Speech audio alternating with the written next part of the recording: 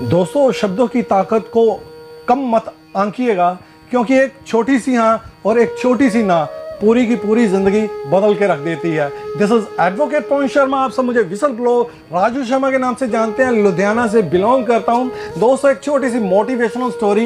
एक समृद्ध राज्य के राजा ने अपने दरबार में एक महफिल को सजाया और आसपास के राजाओं को निमंत्रण दिया।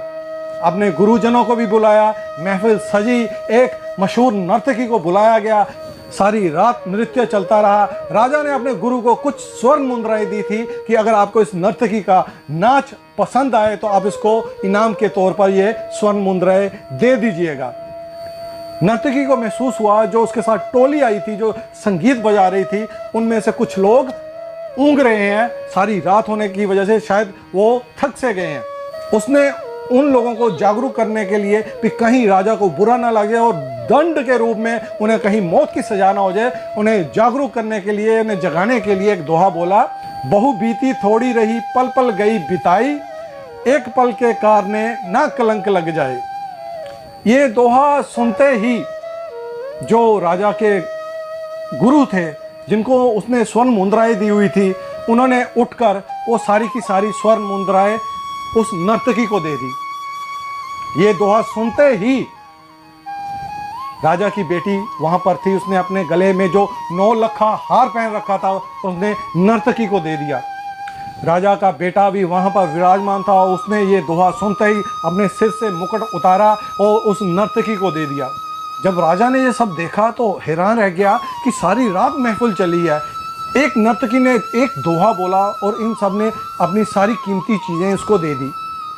तो राजा ने उस नर्तकी से बोला कि तू एक नर्तकी होकर सारी महफिल तूने लूट ली है।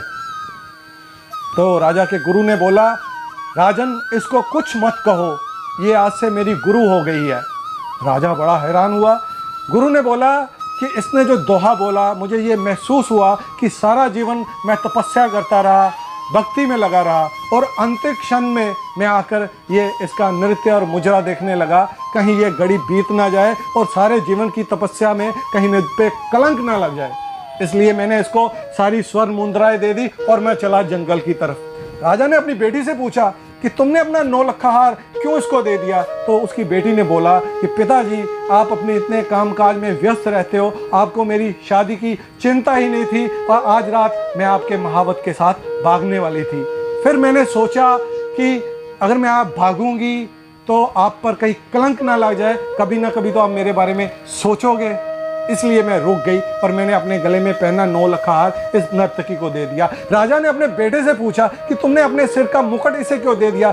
बेटे ने बोला कि आप सारा जीवन राजपाट भोगते रहे और मेरे दिल में लालसा थी, आप मुझे कब राज्य का भार सौंपोगे, राजपाट मुझे कब सौंपोगे? आज रात मैंने अपने सिपाहियों के साथ मिलकर आपकी हत्या कर देनी थी, पर ये नर्तकी ने जब दोहा बोला तो मैंने सोचा कभी ना कभी तो आप मुझे अपना राज्य दोगे ही। अगर मैं आपसे राज्य छीनता हूं तो मुझ पर कलंक लग जाएगा। तो राजा को भी ज्ञान हो गया। उसने कहा भी ये नर्तकी ने जो दोहा बोला तो सही है, जीवन राज्य भोग लिया, मैंने कभी किसी के बारे में ऐसा सोचा ही नहीं।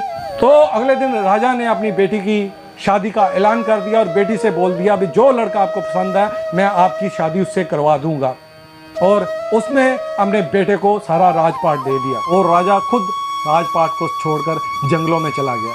ये सब चीज़ें जब नर्तकी ने देखी, उसने सोचा कि मैंने तो एक दोहा बोला, इसने इस दोहे ने संत जनों को बदल के रख दिया, राजा की बेटी को बदल के रख दिया, राजा के बेटे को बदल के रख दिया, राजा को बदल के रख दिया।